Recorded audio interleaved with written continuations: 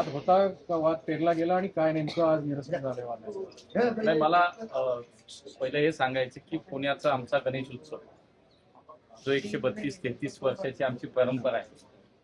विशेष करून गणेश उत्सवामध्ये आमच्या मिरवणुकीचं एक वेगळं आकर्षण असतं आणि देशभरातून भाविक या मिरवणुकीसाठी पुण्यामध्ये येतात आणि तीच परंपरा कायम राहावी हीच आमच्यातल्या प्रत्येकाची भावना आहे.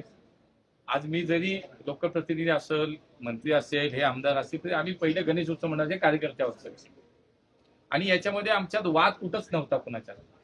काही विचार होते, काही मतभिन्नता होती, आमच्यामध्ये मतभेद होते, पण कधीही आमच्यात कुणाच्याही मनभिन्नता कधीच नाही झाली, मनभेद कधीच झाले नाही.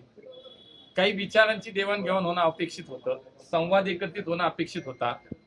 तो आज आमचे मानाचे गणपती आणि आम्ही सगळे बाकीचे इतर गणपती मंडळ जो काही गेले काही दिवस चर्चा सुरू होती की मिरवणूक आधी कोण जाणार, नंतर कोण जाणार, काय जाणार, पण आज मी ह्या सगळ्यांना मनापासून धन्यवाद देईल. या आज इथं उपस्थित असलेला प्रत्येक मंडळाचा कार्यकर्ता, पदाधिकारी हे त्यांना